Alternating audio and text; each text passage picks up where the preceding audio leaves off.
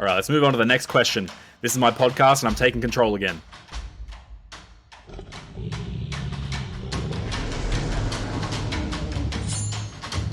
This is the CritRPG podcast, your one-stop shop for everything LitRPG, progression fantasy, and Royal Road.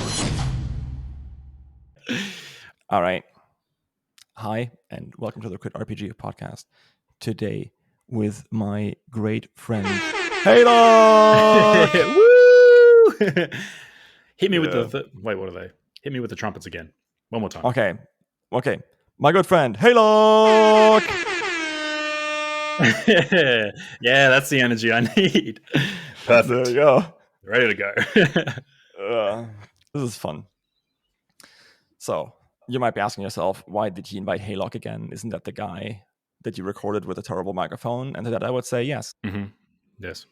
Yeah. I have been gang pressed into doing this.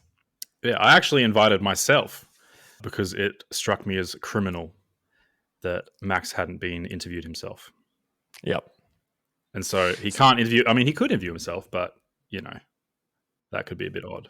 Though maybe me interviewing is even odder, but we're going to find out today. It's a bit masturbatory, isn't it? It is, yes. I think a phrase I will be using throughout the entirety of this episode will be, I'm the one asking the questions.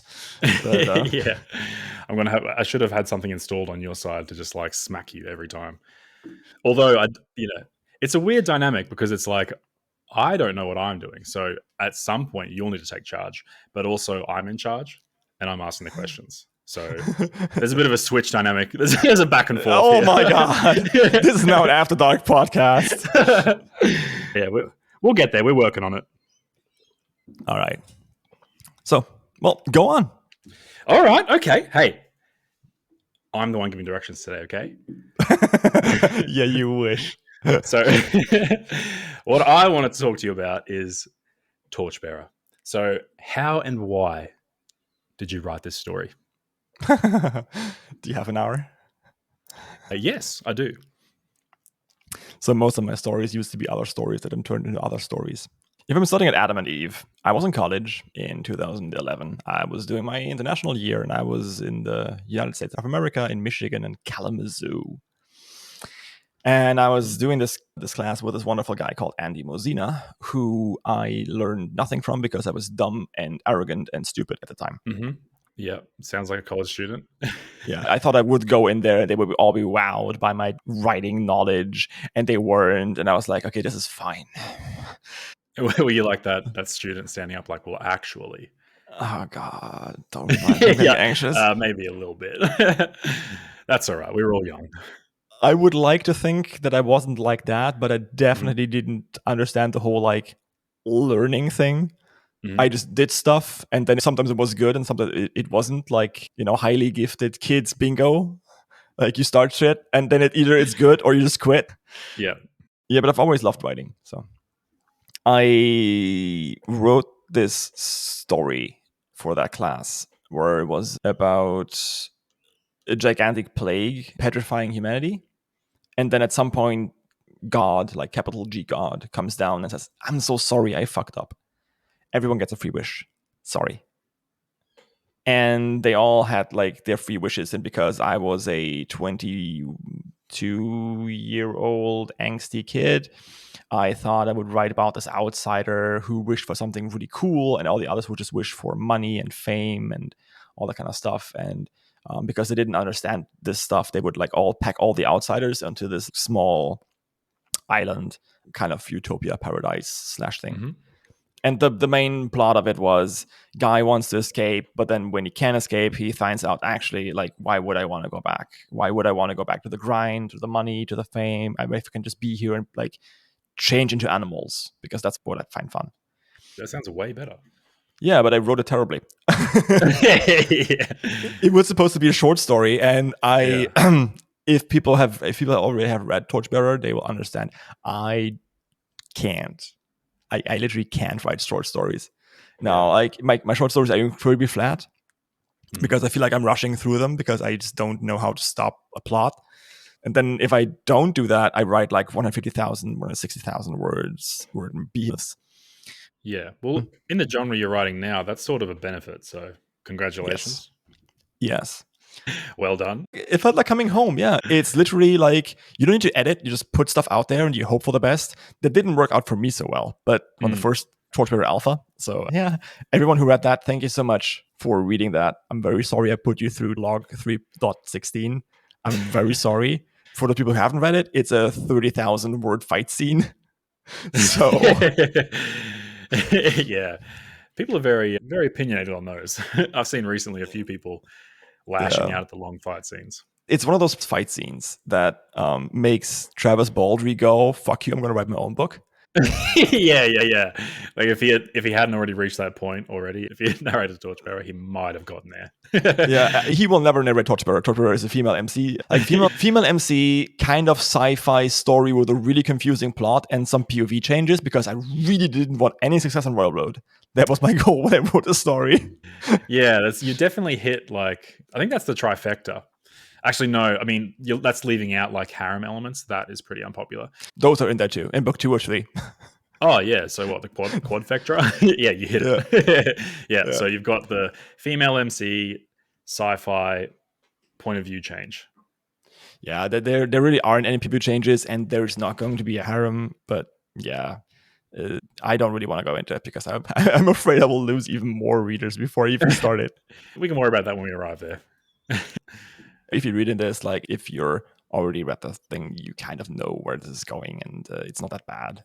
But yeah, so I wrote that crappy short story.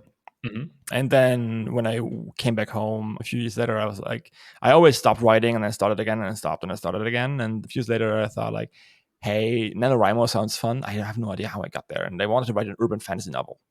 And so I had this idea of, well, taking this plot of, because this really interests me, of God screwing up and giving everyone a free wish. And I wanted to write a comedy. So I wrote a comedy where it's a plane full of people. And the pilot was supposed to die yesterday, but they forgot. So now they're killing him with like a stork through the windshield. And then the plane crashes into the Atlantic and everyone dies. And now they have this issue because there's rules and regulations. So you can't just kill people if you're angels. That's just not how that works. Yeah, it's pretty So bad. they go into the rule book and they go like, shit, now we have to give everyone a free wish. Fuck. So what do we do? Last time we did that, we had all these new religions popping up and all the like 70s cults. So how about we don't do that anymore? So we need to give them a free wish. That's in the rules, but it doesn't state anywhere that we can't put them into like life-threatening situations right after so they die. Oh, very ethical. We don't kill them. Technically, so these are like new intern angels, right? 3 people have prayed to them ever, and they're like, "Yeah, we can do this. Is cool. We're gonna get a big promotion for this." And then they put all the people in like life-threatening situations, and it turns out if you put humans in a situation where they are about to die, they wish not to die, right? Yeah. So most people just wish like, "I wish to get out of here," and then they get out of here, and then they like zap their brain, make it forget everything, and everything's fine. Yeah, they're alive. Wish gone. Wish on. Yeah, wish gone. Yeah. About like 60, 70 people on that plane, however, they are a little bit smarter, or maybe they weren't in the right mind space or like high. I have one character in another book that I wrote where the main character was high and just wished to be one with nature. But so the main character of this book that I was writing, the urban fantasy, Michaela or Mike, grew up in a kind of Christian, like ultra conservative murder cult. And I mean, like, I'm treading a very fine line here with the whole like Christianity thing. One of my main characters or like side characters in Torchbearer is, well, de facto Muslim. So, I mean, I'm a Christian dude. I'm just doing my shit. And I've always been fascinated by injecting topics of Christianity into my books or faith in general. Even though I'm not a very religious person, I just think the whole concept is fascinating and how it shaped humanity. But that's a different topic. So, yeah, that is very interesting. Mike, she was supposed to be this Stepford wife kind of person in this town, and she fled because she wanted to find her father, and her father's gone missing or hunting vampires. And her father always told her, if anything goes wrong, you can find me in Berlin. And that's where she went when the plane crashed. And she's like put in front of this truck, and she was just, man, I wish I could react fast enough. right? That's her wish. And Yep. everything slows down Matrix style. And now she has exactly enough time to make a decision and get out of trouble. Depending on how hard it is to get out, she gets more time, but she still needs to make the decision, right? So she can fuck up. She can make the wrong decision. And she just has exactly the right amount of time. That's her wish. And it was supposed to be a comedy, and I wrote it. And of course, the place that her dad sends her to is a vampire house. So she has to team up with this vampire and like the werewolf cook, and it's really fun. Yeah, I can see the comedic beats. Yeah.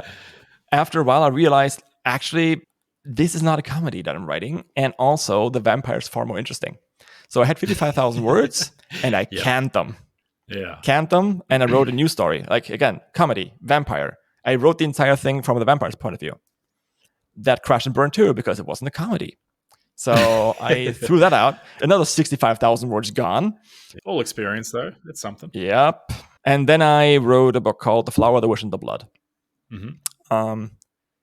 It's from Valerie's point of view. Valerie's the vampire. Valerie Justine Claudette von Dahl. That's her, like... Yeah, that's a name. That's a really, really cool name, yeah. And she's the heir to this vampire house, the House of Dahl, which means valley in Old German. It's a whole thing. I did research. And the thing is, her dad is also missing. That's the thing that connects her to Michaela, and that's the thing they bond over. But her dad is in vampire prison because they pinned all sorts of like Nazi regime crimes on him to like wash their hands off of it. And they just put him in vampire prison in the 80s or late 80s, shortly after Valerie was born. And, well, her mom left her on the doorstep because she didn't want to have a vampire kid. And she grows up normally until, of course, she gets into an accident and then drinks blood and then fully becomes a vampire and then no longer ages and has to like stay out of sunlight and all that kind of stuff. But the issue is her house without the air proper is falling apart. So the house that she's living in is falling apart, and also her reputation is falling apart. They tie together. They're metaphorically connected. And she gets this girlfriend called Florette, or Flo for short, and she's a fairy princess who is like kind of a big deal in Berlin, and they get together, and Florette was like, yeah, you got to push. You can do this. You can become bigger. You can become better than this. I can help you. I can help you. I must help you. I will help you. And Valerie gives in and says like, okay, cool, I can do this. I can make my house big again and like win my father back out of prison and clear his name. That's my duty. I can do this. And the book starts when they are going to a semi-job fair for all these people who were on the plane. Remember at the beginning? who had wishes? Yeah. They go to this job fair because like Mr. Lichterfeld, you can guess who that is doing this job fair because he's like handling all the affairs of the mortals and he's big on like free choice. And he is like, these people, if we don't give them a job, the whole underworld is going to hunt them down. So I want them to connect it to houses so that they don't get hunted down. And Valerie kind of goes in and she gets the dregs of the dregs because she's late, and she gets Michaela. And then stuff happens. That's the entire thing. Okay, so what does it have to do with Torchbearer? Well, I wrote that book and it was bad. It has very good bones, but it was terrible. So I quit writing again for another 4 years. And then when I started writing on Royal Road 2 years ago, very sporadically, just like one chapter every half year whenever I wanted to, I thought, hey, you know what? How about I write this other story that I still have in mind? Well, I've been talking for a while now. Sorry, this is kind of awkward. No, you're good. Go. I'm listening. You're answering the question. And so during this college time, I had like 6 or 7 ideas that I have written down and I still want to write. And one of them was the story about a young boy who lives in this dystopian, war-torn world on a different planet in the future. It's sci-fi. And he finds a hover tank in a cave. And inside of that hover tank is an AI, and that AI has been modeled after his mother, his dead mother. But like 30 years old, so she doesn't know him.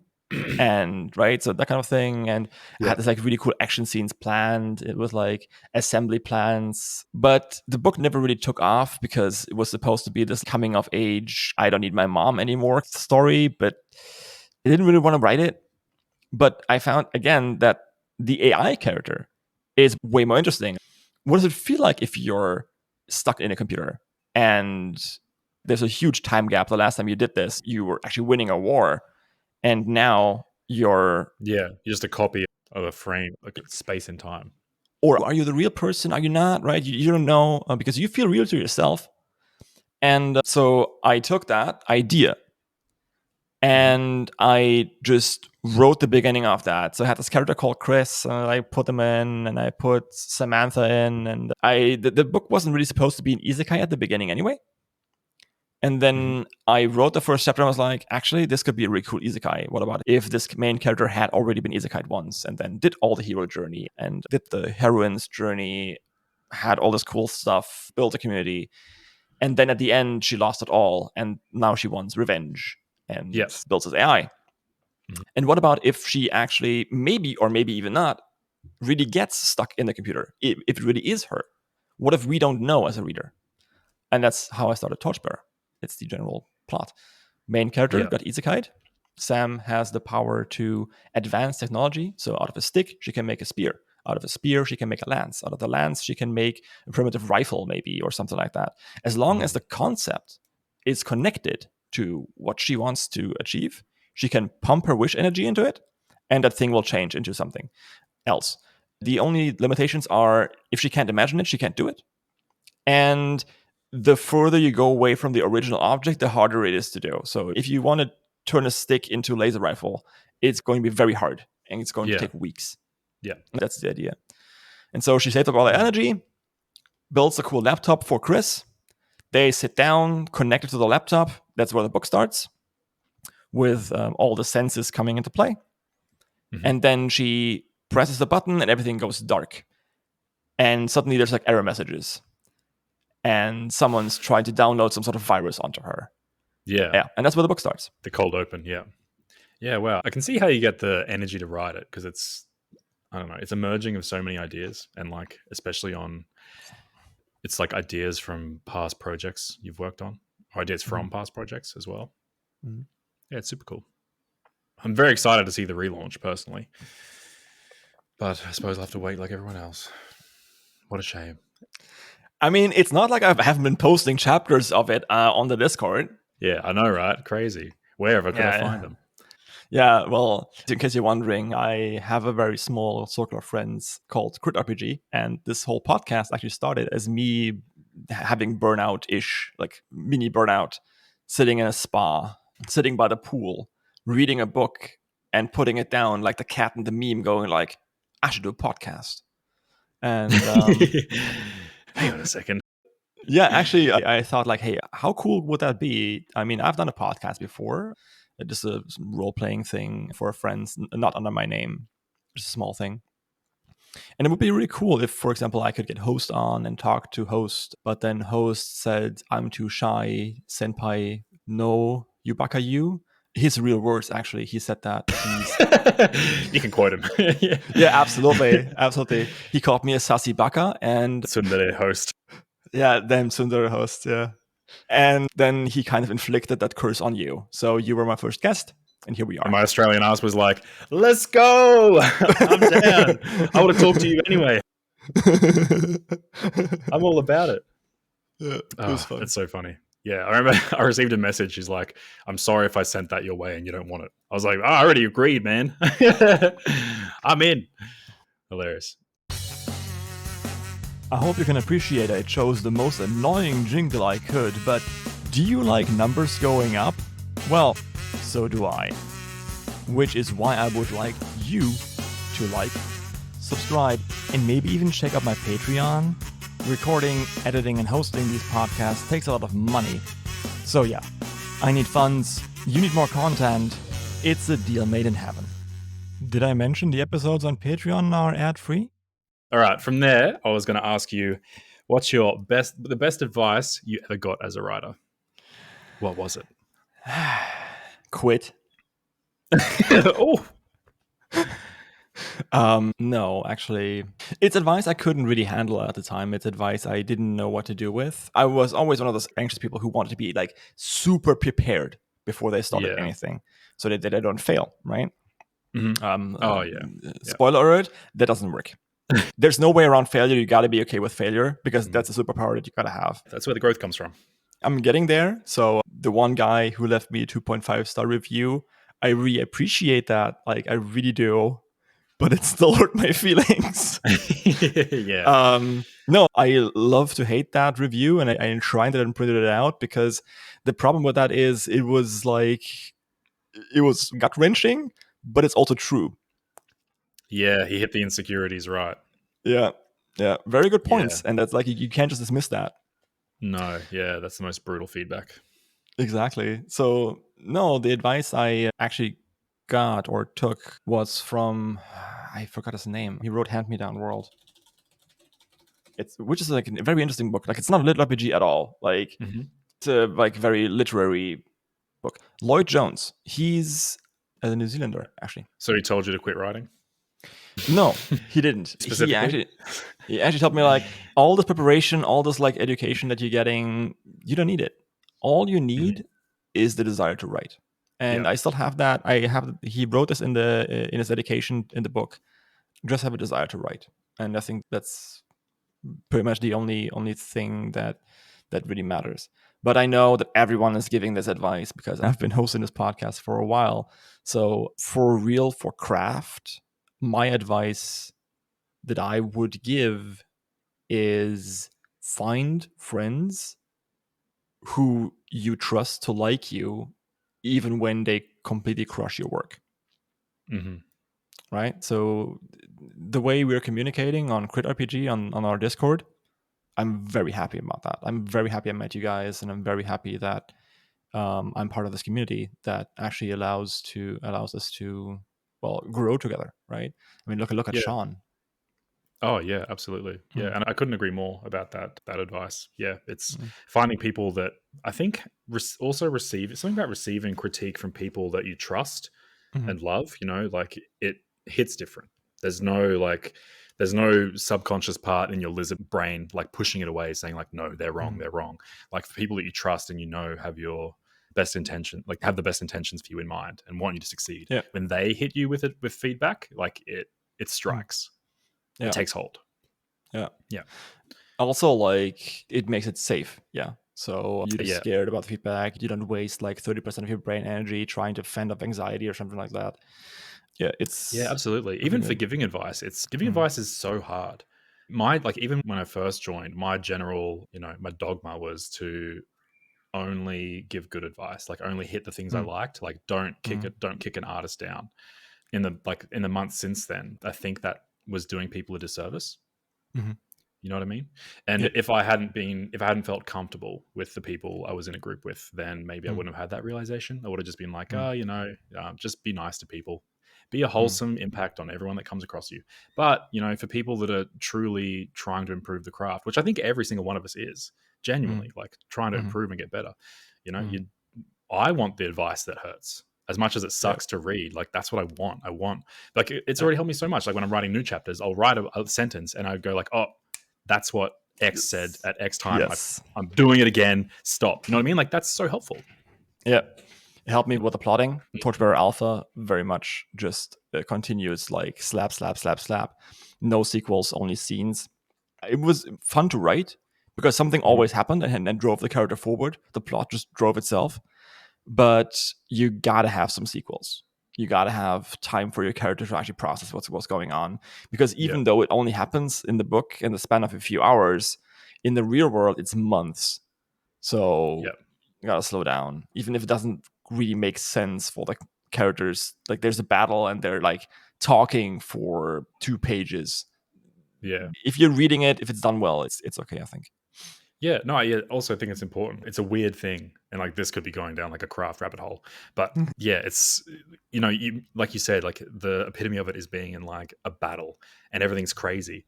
But it's still a better experience for the reader to have this Mhm. moment of introspection from the Mhm. characters, like this, just a little bit of calm, a little downtime for their brains like end your characters to touch base and just like reset, and then Yeah. whoop, we go right back into the chaos. It's obviously like a story by story basis, but yeah. Yeah, absolutely. Otherwise, people aren't connecting to your main character. I will be super thankful Yeah. to Brooke from Portal, who I called yesterday and I spoke to, and who gave me like 20 minutes of like really good advice on my story and basically just reaffirmed what I thought anyway. I wish I had recorded that because my ADHD brain kind of forgot what he said, and I was like, I know what was that thing? But yeah, I really appreciated that from him, and it was about if you don't show who the main character could be under all the stress, then it's very hard to relate to them. Yeah. And so the finding this balance is super important, right? So you have your main character who has a lot of stress, but you also need to show, hey, what happens when they're not always angry? Why would you want them to be your friend? Yeah, And who are they truly when they're not, yeah, in a life and and death battle the entire damn time for 30,000 words? and Brooke spoke about a book that they hadn't signed that was a little bit depressing. And the feedback that he got from his beta reader that sorts stuff out was one line that stuck with him. And that was, at some point, I just wanted the monsters to win so it would be over. And Oh, yeah.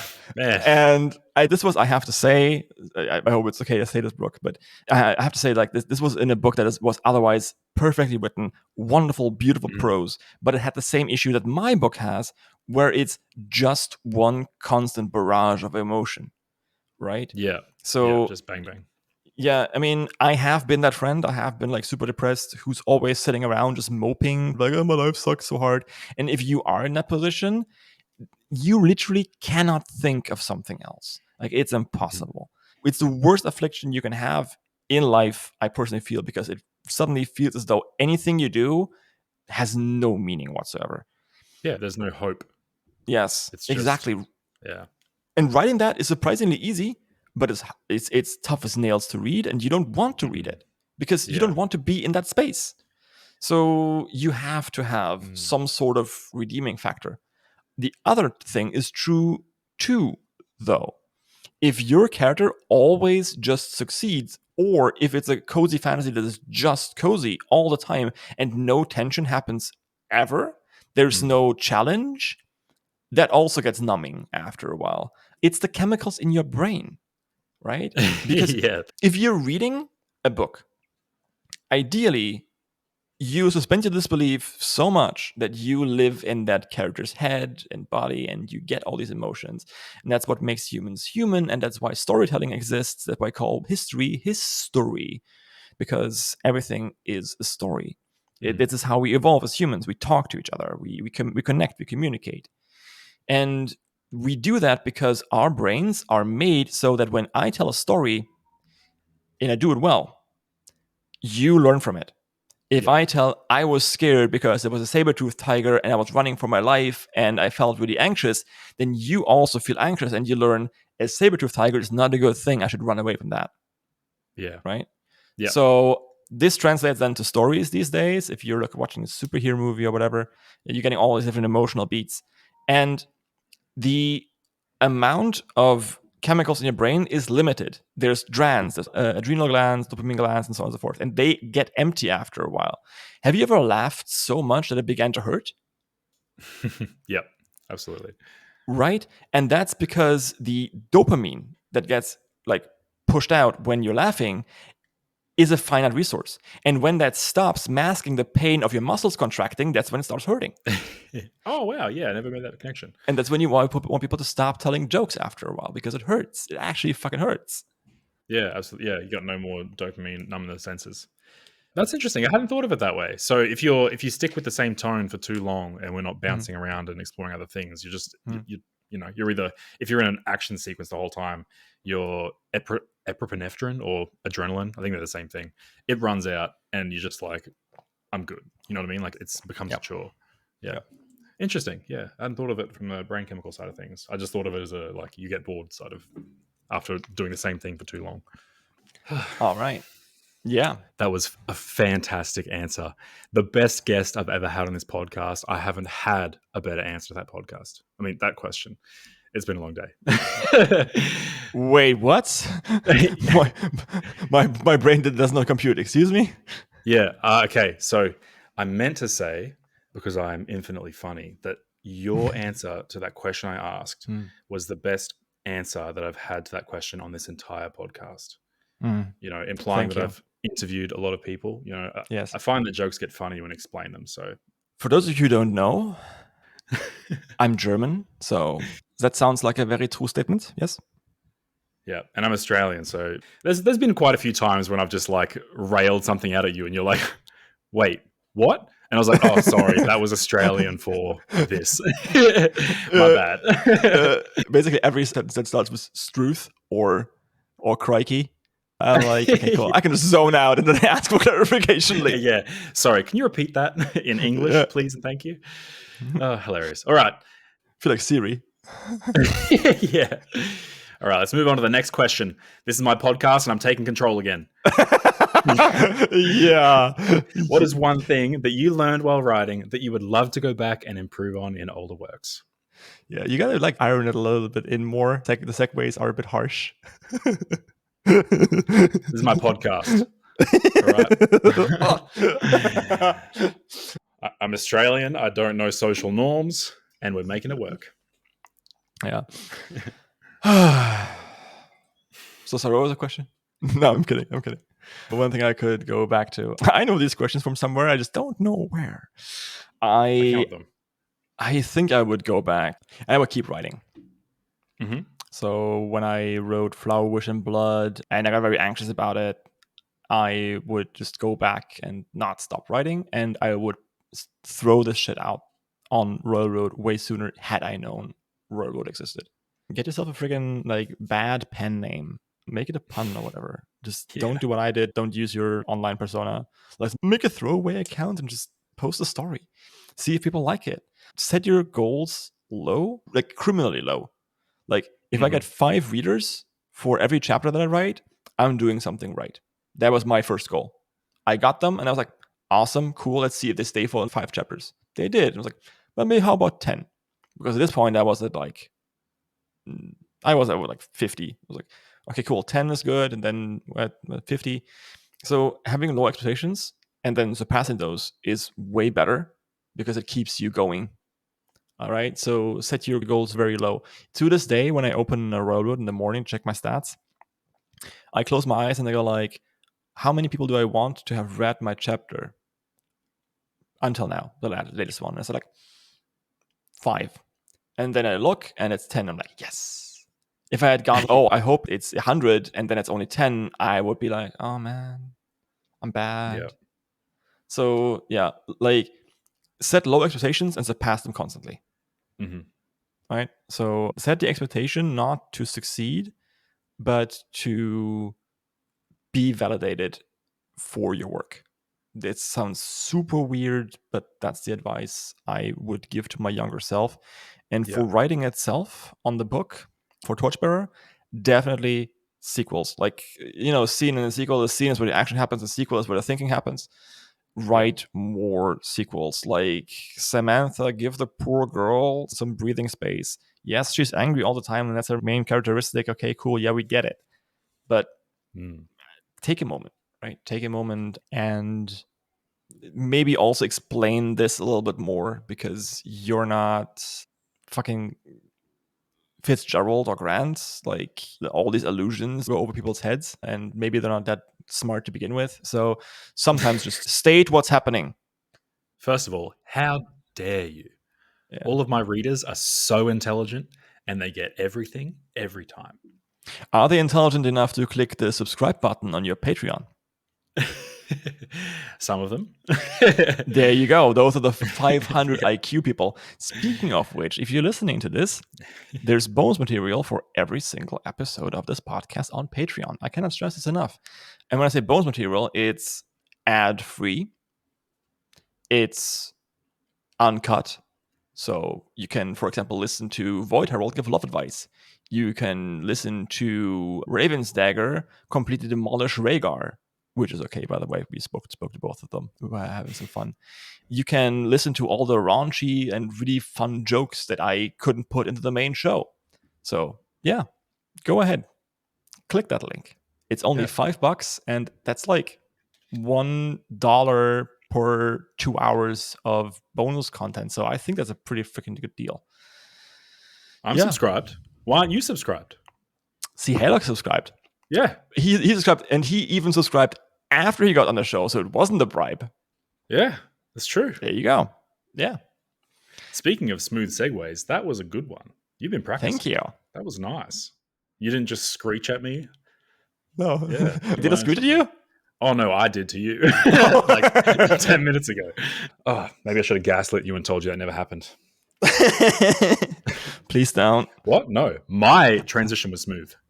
Yeah, I'm very susceptible to that kind of shit, so please don't. I'm very naive.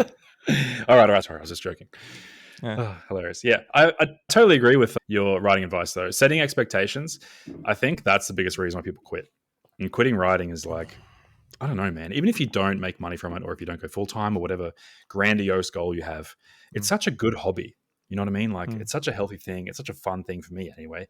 If you, this is like, it's a weird lesson to have learned from playing video games, but I learned from my competitive League of Legends days that you improve far better if you stop focusing on winning.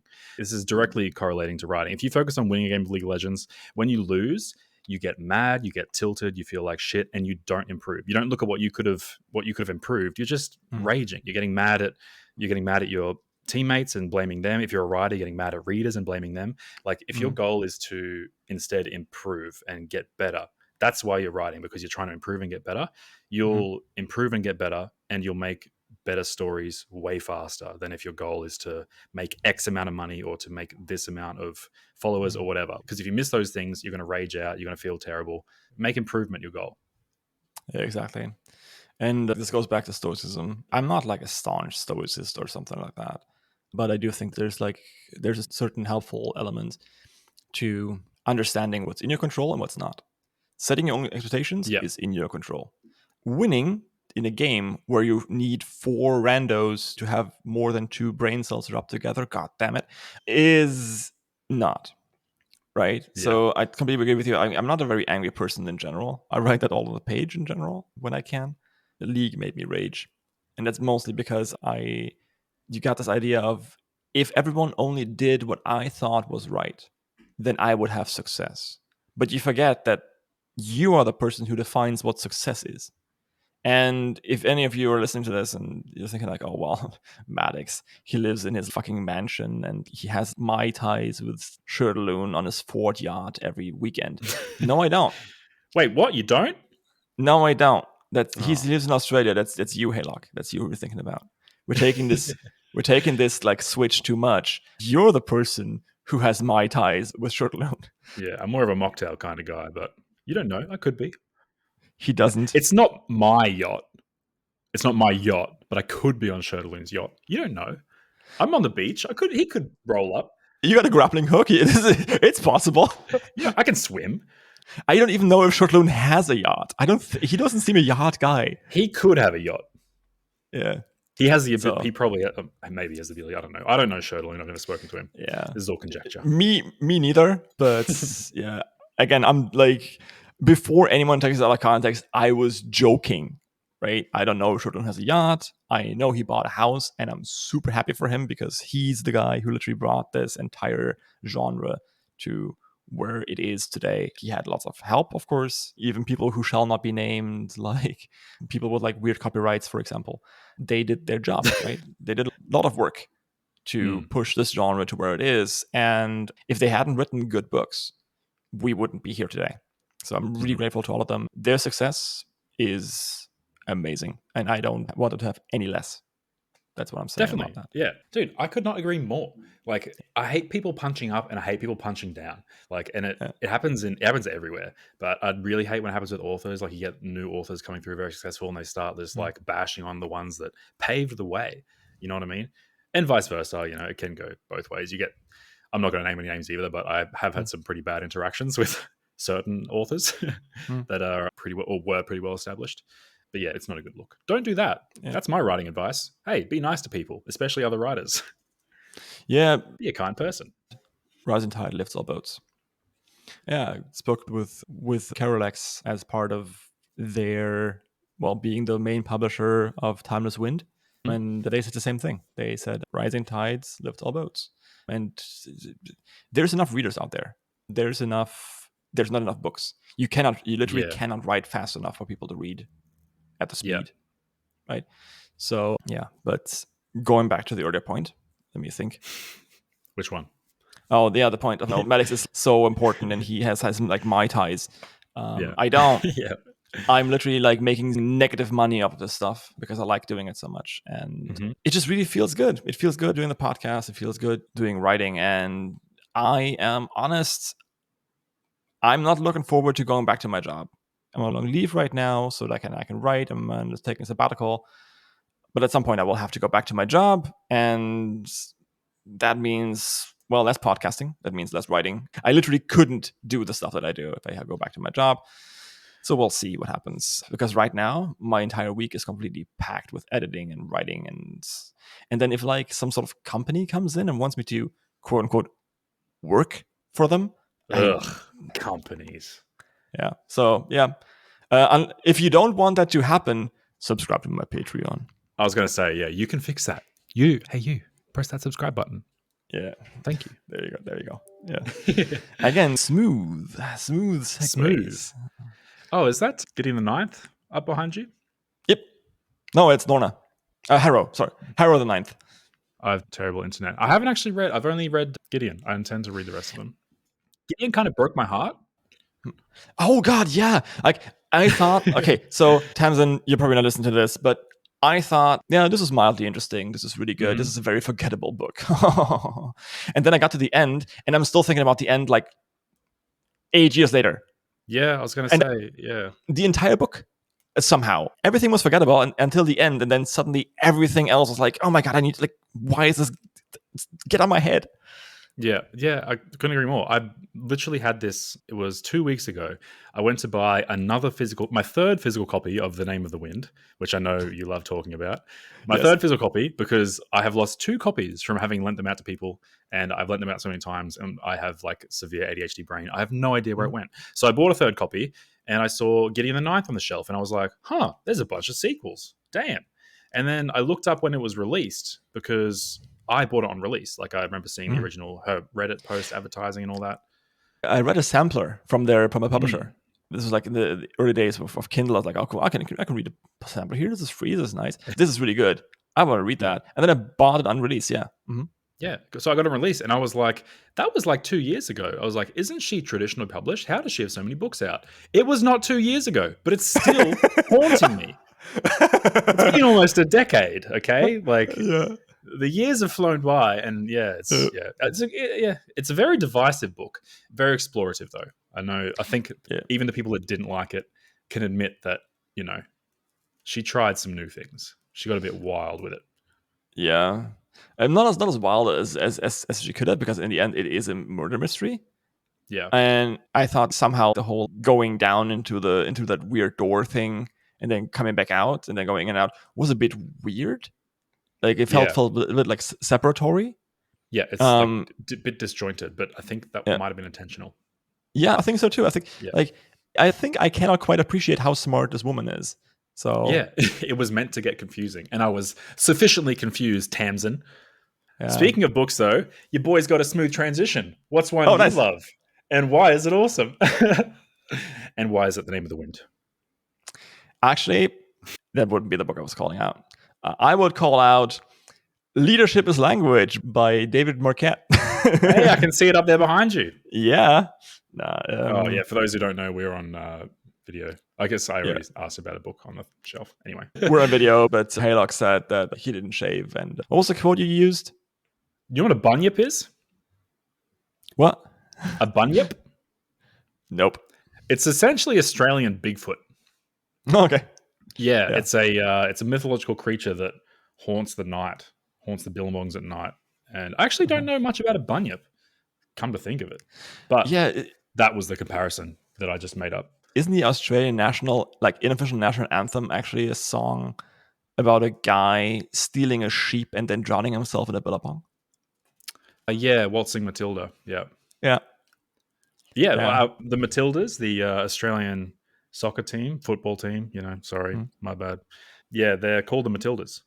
They just came third or fourth in the World Cup. The Matildas, Nice. after the man stealing a sheep drowned himself. Nice. Yeah. Australia. Australia. I have to say, I do appreciate the London prison lingo.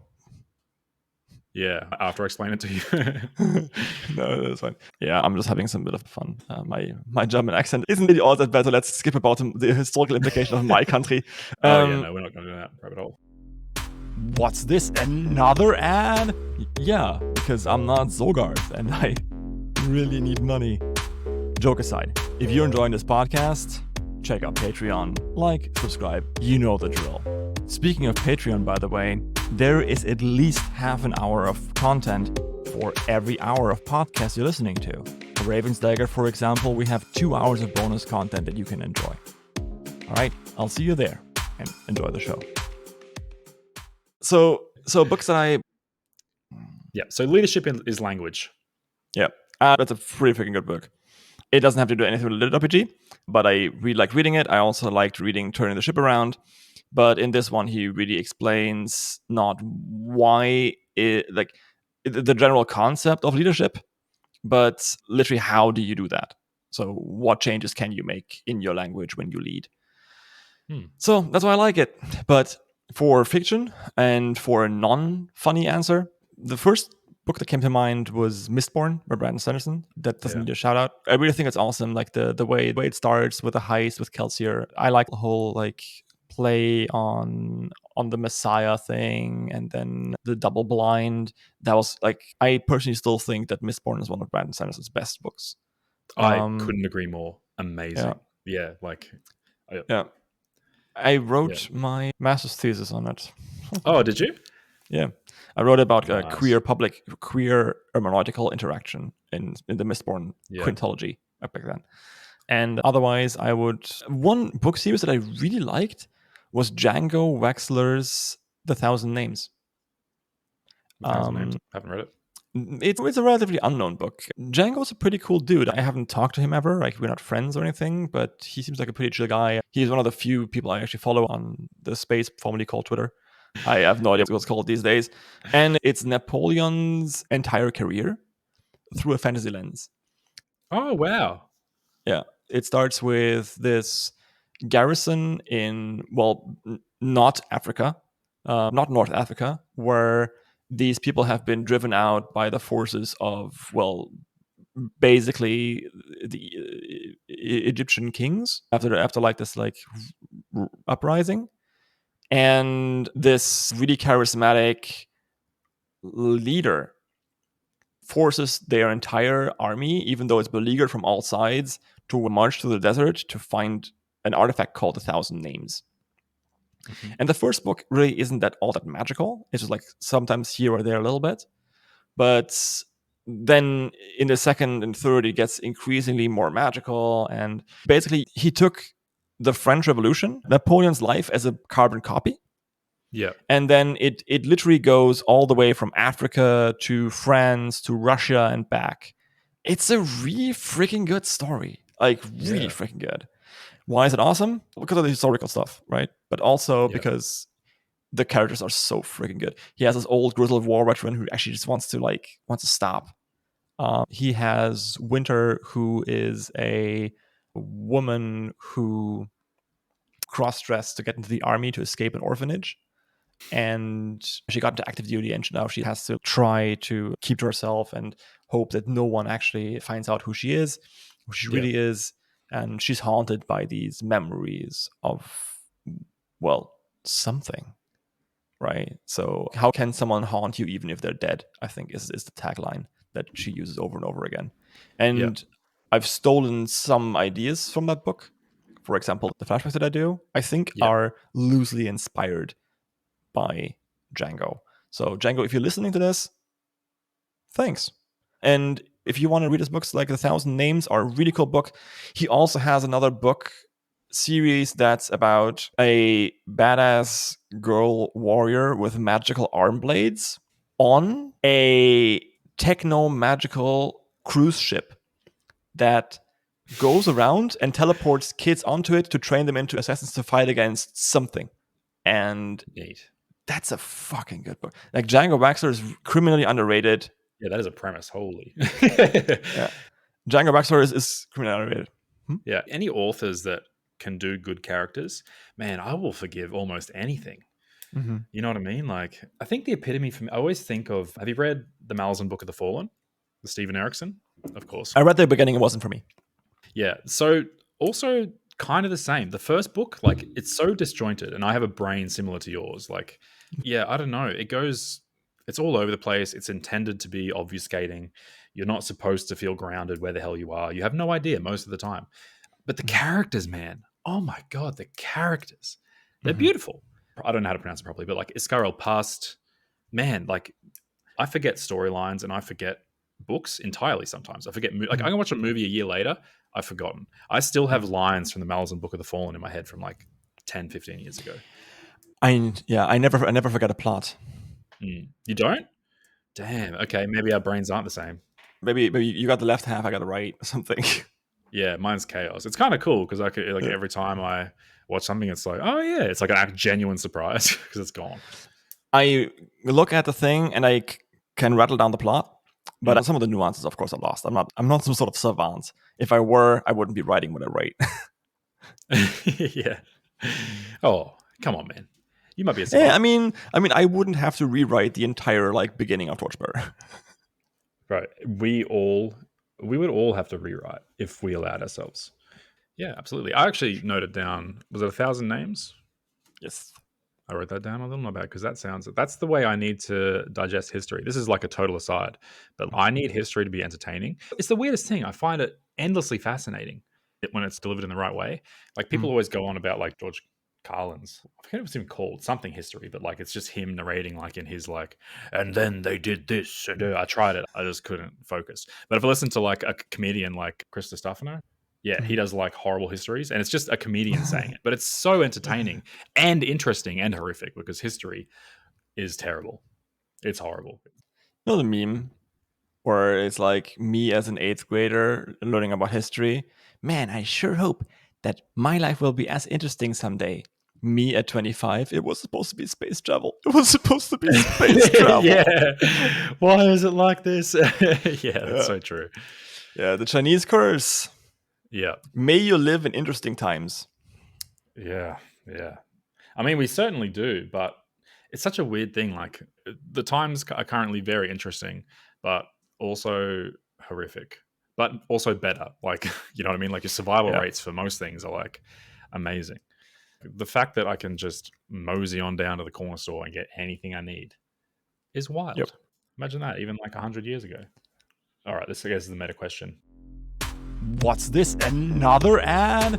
Yeah, because I'm not Zogarth and I really need money. Joke aside, if you're enjoying this podcast, check out Patreon. Like, subscribe, you know the drill. Speaking of Patreon, by the way, there is at least half an hour of content for every hour of podcast you're listening to. For Raven's Dagger, for example, we have 2 hours of bonus content that you can enjoy. All right, I'll see you there and enjoy the show. I think, with the exception of, Matt Dinneman, or shoutouts to Honor Ray for, descending from the heavens and just blessing us with all the skills.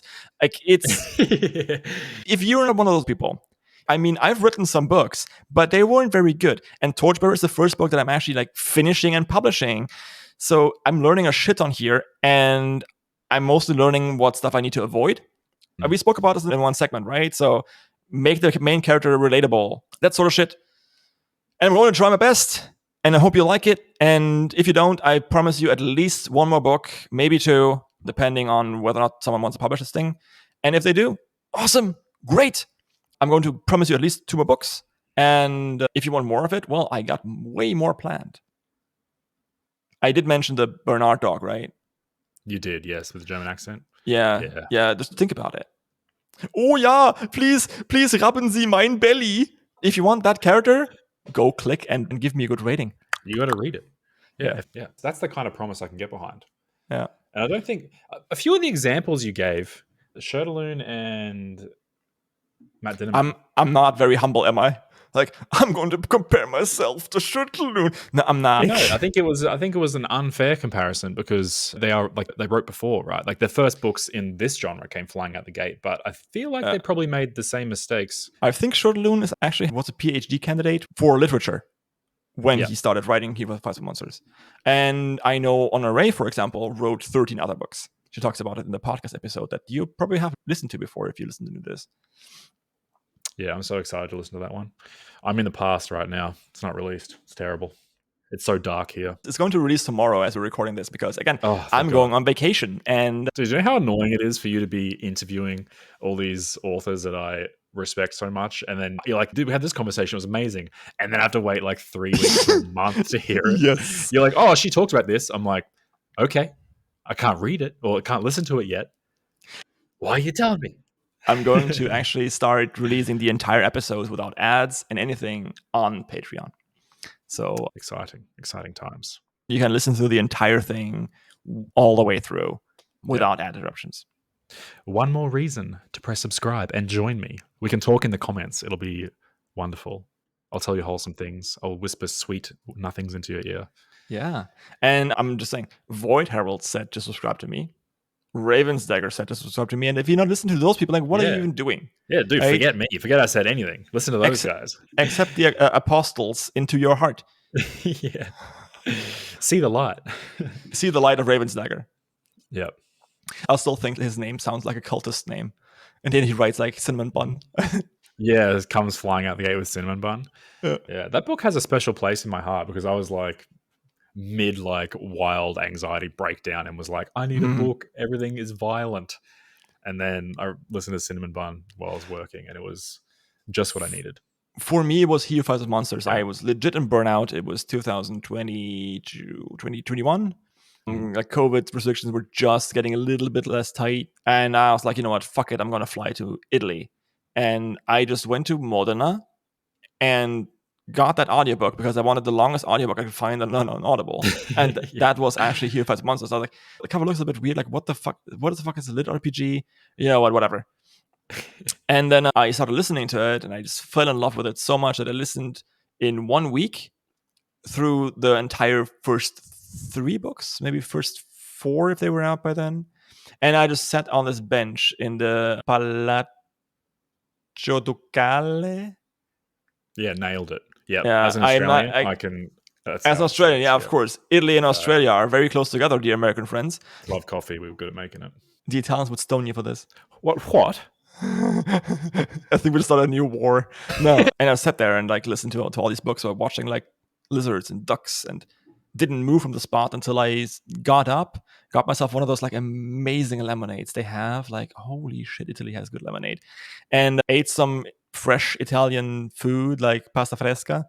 Had some balsamic vinegar on my fucking like Parmigiano chips. And then like not like chips, but little chips of like real Parmigiano cheese. And then I went back to my bench and sat around for another 4 hours watching the water, and that healed me. So I definitely can see where you're coming from. Dude, that's another reason audiobooks have their place. There's some, oh man, I live on the beach. I just walk along the beach listening to an audiobook. I can't do that and read a book. I'll step on a blue bottle or I'll walk into someone that's running. We don't want that. I can just listen to a book, got my little wireless things in, look out at the waves. Come on, man. Like, yeah, that doesn't make me jealous at all. I live in Berlin. Yeah, you've got beautiful places. Yeah, you can find even cities, man. I don't know. Artistic places. Absolutely, yeah. There's still something beautiful about like even skyscrapers, right? It's artistic. It's human artistry. It may be ugly if you look at it in certain light, or it could be like a feat of human ingenuity. Exactly. Although it was good to wander a little bit, to have the sense of wonder, to push yourself into that. We have Tempelhofer Feld. This the old airlift, West Berlin airfield. We have that, and it's just like a gigantic airfield in the middle of the city, and no one's ever built anything on it because Berlin would go batshit insane if they did. And it's like literally several square kilometers of nothing but tarmac and nature. And people are walking around there, and they're roller skating on the tarmac, and they're riding their bikes. And because it's so windy, because it was good for an airfield to be windy, they actually have they do kite surfing on skateboards there. Whoa, dude, that's sick. They do windsurfing, and there's drum circles and people doing weird dances and people roller skating backwards while listening to loud music. There's drag queens doing fucking somersaults in high heels, and I have no idea what this place is, but I am there for it. Yeah, me too. That's amazing. I thrive in chaos like that. I just want to walk through. I just want to absorb all the weird things going on. See, that's amazing. You could just literally just exist there, look at things, have one earpod in, listen in the book. Yeah, I need two because it's loud as fuck, but yeah. Yeah, true. Especially if you're in the drum circle. Yeah, especially near the drum circle. Yeah. I suppose as the host of this podcast, my inaugural hosting, I can ask you to shout out a smaller story that you like. Or a smallish story. Small's relative. A story. Okay. So I want to shout out our common friend, JTB, and his story Son of Flame. It's a firefighter LitRPG. And it's an isekai about a firefighter who, gets isekai'd into a fantasy world, and there's bloody conflict and battles, and the guy fights with two fire axes and throws them, and I don't want to spoil too much. It's really freaking good. It's got a new cover. Yeah, it's got a new cover, courtesy of our Midjourney author. That's so funny. As soon as I saw it, I was going to ask if it was K, because it looks like a K cover. K definitely helped for sure. Yeah. But yeah, so JJ Hato, Son of Flame, a firefighter LitRPG.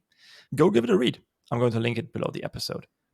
Also, you should read it because, JTB used to be a real firefighter, so he knows what he's talking about. Yeah, the best kind of those books or those stories where it's merged with someone who actually knows where they're coming from, and they merge it with fiction. Beautiful. Love it. Couldn't love it more. The story is lit. Come on, man. Did you plan that ahead? No, I'm just on fire. You put that on me? What? Okay, got any more? You got a third one? Something about heat?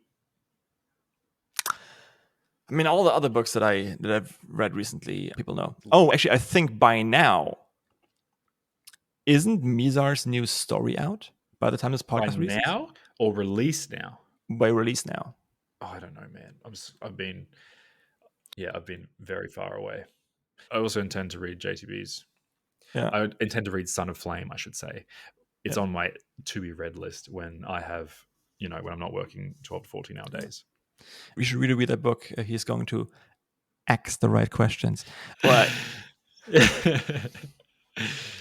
sorry, I am going to bury the hatchet. Yeah, I'm just tomahawking on this thing. Anyway, I can't stop. Someone help me, please. Yeah, but at some point in the future, is it still called Necromunda? Oh, God. I feel so bad because he changed the name of it a few times, and we keep calling it the L word story. But I think actually the story is called Necrologica Chronicles. And it has a friggin' kick-ass cover. And it's about an OPMC who got into a huge fight with the love of her life. And the love of her life put her into the ground so hard that she wakes up centuries later and decides to take her revenge. At least that's the version that I read last. So I hope you're somewhat excited for this book. And if not, I'm going to write down something in the comments of this thing, in the description of this podcast, so that I give you a better description, because Mito's grown, dude. He's really good. Yeah, all I know is the story's going to pop off, and you should get in there first. Yes, exactly. You want your reading and your comments and reviews to become stonks, okay? Yes. You want to cement them at the foundation of this soaring story that it will be. Get those sweet Royal Road levels with all the upvotes and the rep. Yeah, absolutely. That's all I'm really in writing for, to be honest. Yes, absolutely. People ask me if I've always, thought about stories, and no, I've always thought about more points, internet points. It's what I crave. Internet points, yes. And you can get more of those by checking out Ms. Asef's story. Oh, yeah, and of course also the other story. The one with the dragon that this guy, Sean, writes. A dragon. I don't Yeah, know. isn't that on Rising Stars right I now? think I might have seen something with a dragon on Rising Yeah, Stars. I don't know. I don't know what's it called. Is it called Dawn of the Last Dragon Rider? Oh, I think it was called Dawn of the Last Dragon Rider. I Yeah. think it's Dawn of the I Last Dragon suppose we Rider. could. I suppose we could shout that one out. I mean, it's only got Yeah, almost a perfect 5-star rating. 1,400 yeah, followers. almost the rating. Damn, it's getting like 100 followers today. Yep, it's gaining a lot of followers. Yeah, Yeah, it's flying. You should check that out. If you, yeah, I see what you're doing there. if you read Aragon as a teenager, let me tell you, this story has. Yeah, Sounds like an ad read now. I'm not yeah. being paid by Sean, but I've kept up with it. Despite my lack of time, I actually haven't read it. I've been having AI read it to me. Shout out whichever app, I think Speechify. Yeah, because I can't look at words anymore. But I've been keeping up with that story regardless because it's good. It's dragging me through. You should check it out. It's dragging me through. Oh my god, you're so good at this. Oh my god, I don't even realize I'm doing it, and you pointed out. You're ruining me. Yeah. I don't know. Like I think I just work on a different scale. Yeah. Oh my god, it's actually impressive. I can't even be upset at the puns with how effective they are. It's very good to have brain damage that makes you do puns. It's nice. It's a feature. It's a feature. All right, man. Well, we've been talking for 2 hours and a few minutes. I suppose I can let you go from my god inaugural podcast hosting. I'm a free elf. Experience. Yeah, I guess. I mean, I don't know. I guess you can be productive today or something. Yeah, I think so. You want to go to the gym, so yeah, I do intend to do that, but there's still time to not do it. Who's going to carry the boats? You're right. I can't let Goggins down. Yeah, I mean, you can't let all of us down. Like when we are going to get our yachts down to your beach. You're like, no, who's actually going to carry the boats? Exactly. They're going to be big. I want it to be small, my man. Too small to control. How do you sign this off? Do you say, how about, I guess, as the leader of this podcast, I will delegate the task of signing off this podcast to you. That's not how that works, but I'm not going to go into a diatribe. Thank you so much for everyone for your Haylock and for forcing me to do this. Anytime. And please, if you listen to this, you like, you subscribe, you click whatever button there is on the platform that you're on. It helps me a lot, and it helps me do more of this content. By this time, I think I've also already released the quest board. So if you're interested in all the upcoming releases for this month, go ahead, listen to that. It's on the same channel on YouTube. And otherwise, I think there should be a few more chapters coming out for the pub crawl, where we talk with all the publishers. So this batch, I think, has Timeless Wind, it has Shadow Alley Press, and it has Moonquill. And might even have Aethon again, but this time with Rhett, the owner of Aethon. All right, this is it. Please like, subscribe, do all the buttons. Yeah, subscribe. And also Patreon. Subscribe to the Patreon. I did give you all my reasons for Patreon. Please. I will talk to you in the comments. We'll have a good time. You can verbally abuse me. I'm okay with that. I might be into it. Not into it. If you want to talk to Haylock in the comments of my Patreon, please do this. If you don't like Haylock, I wouldn't know why, because I think he's a really sweet dude. But if you don't, you can come in the comments and then insult him there, because he cannot block you there. No, yeah, I have to take it. And if you want to pay me money to insult Haylock, then you're kind of weird, but I would understand that, yeah. Yeah, we both understand. It's totally fine. Yeah, money wins. It's it's what it is. Please don't insult Haylock. He's such a sweet dude. All right. Thank you so much. It's okay. And I'll see you next time.